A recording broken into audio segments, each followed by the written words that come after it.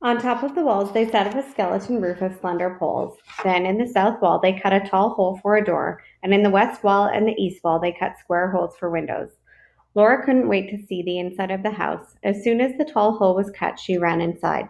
Everything was striped there. Stripes of sunshine came through the cracks in the west wall, and stripes of shadow came down from the poles overhead. The stripes of shade and sunshine were all across Laura's hands and her arms and her bare feet. And through the cracks between the logs, she could see stripes of prairie.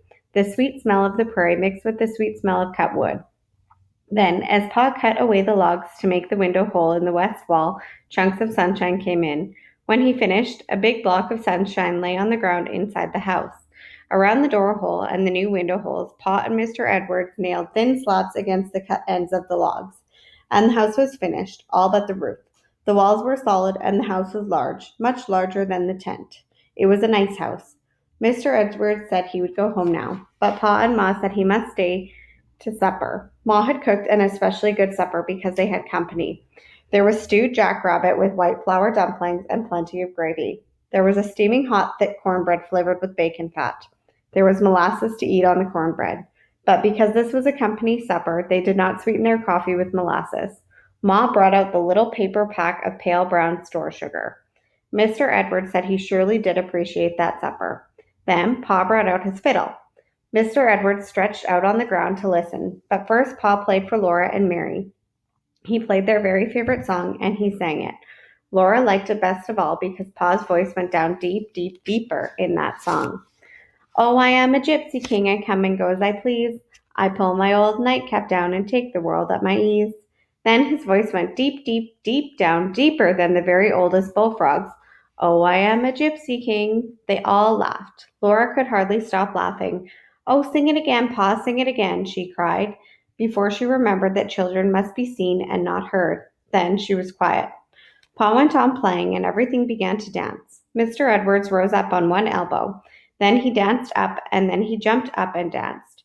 He danced like a jumping jack in the moonlight, while Pa's fiddle kept on rollicking and his foot kept tapping the ground, and Laura's hands and Mary's hands were clapping together, and their feet were patting too.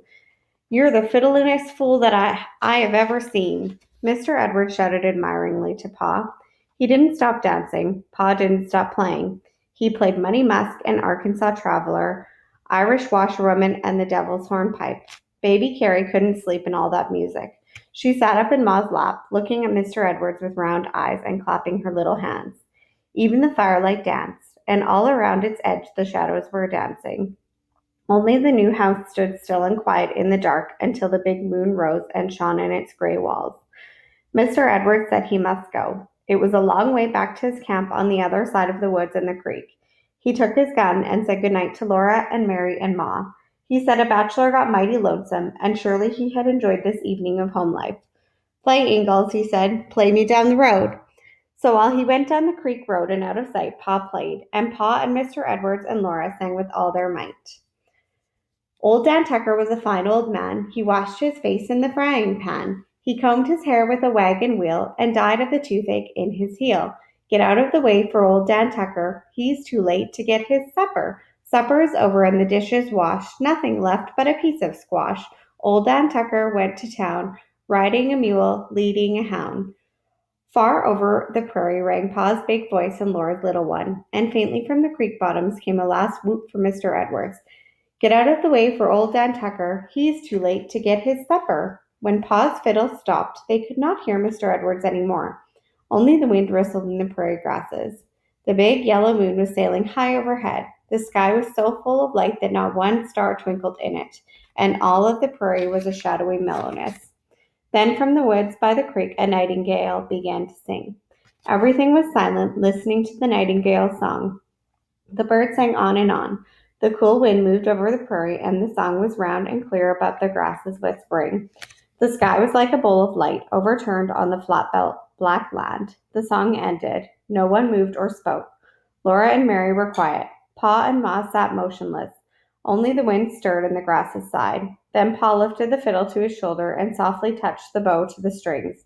A few notes fell like clear drops of water into the stillness. A pause, and Pa began to play the nightingale's song. The nightingale answered him.